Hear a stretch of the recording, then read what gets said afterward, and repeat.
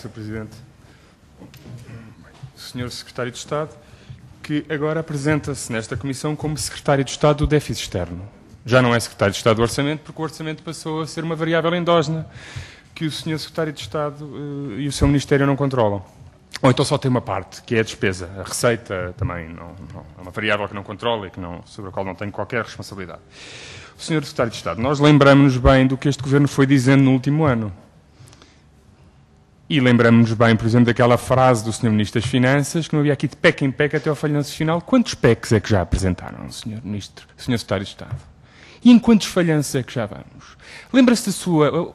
Há uns tempos, chegou aqui, acho que foi no início do ano, e disse que em 2011, no primeiro semestre de 2011, tinha-se consumido 70% do objetivo anual. E disse que nunca se tinha visto uma coisa assim. Sabe qual é o seu valor, Sr. Secretário de Estado? É 73%. 73%. Mas com uma diferença. É que o déficit de 2011 tinha medidas extraordinárias que penalizavam o déficit. A Madeira, por exemplo, o BPN, que não se repetem.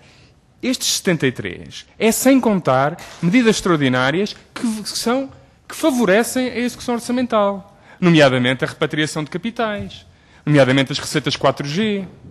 Portanto, se nós excluirmos as receitas extraordinárias que o Sr. Ministério e o Sr. Secretário de Estado em particular tantas vezes disseram que eram marcas de outro tempo, aparentemente estão ali agora, não é? E tiveram aqui também na execução do primeiro semestre. Porque sem essas receitas extraordinárias não era 73%, Sr. Secretário de Estado. Era muito pior do que 73%. E, portanto, se tínhamos um desvio colossal em grande parte devido a medidas extraordinárias, este ano eu nem sei bem como qualificar. E, portanto, pedia-lhe a si que qualificasse o que é este desvio. Se o outro era colossal, com medidas extraordinárias que o penalizavam, o que é este, Sr. Secretário de Estado? É que deve-nos esse adjetivo. Eu gostava que desse um adjetivo. Sr. Secretário de Estado, já agora, sabe, há várias formas de cortar na despesa.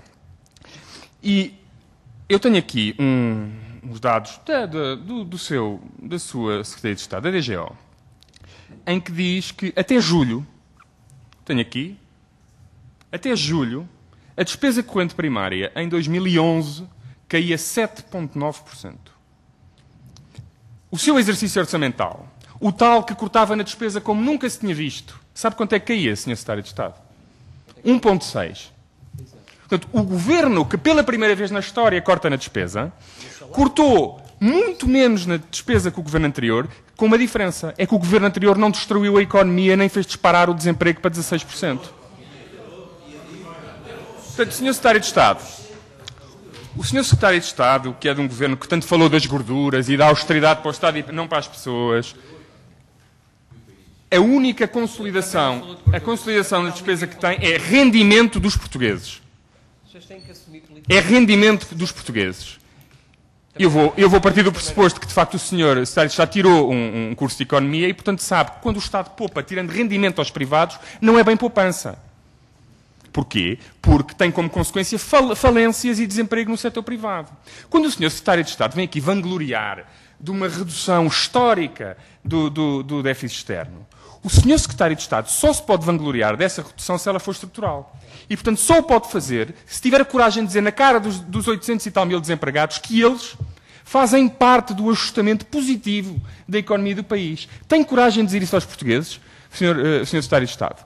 Que eles fazem parte, que são uma variável de ajustamento, que o desemprego é estrutural, que a pobreza é estrutural, que a redução do consumo é estrutural. Acha que um país subdesenvolvido, ou que tem ainda um longo caminho de desenvolvimento pela frente e que precisa desesperadamente de investimento, acha que é sustentável reduzir o déficit externo congelando o investimento?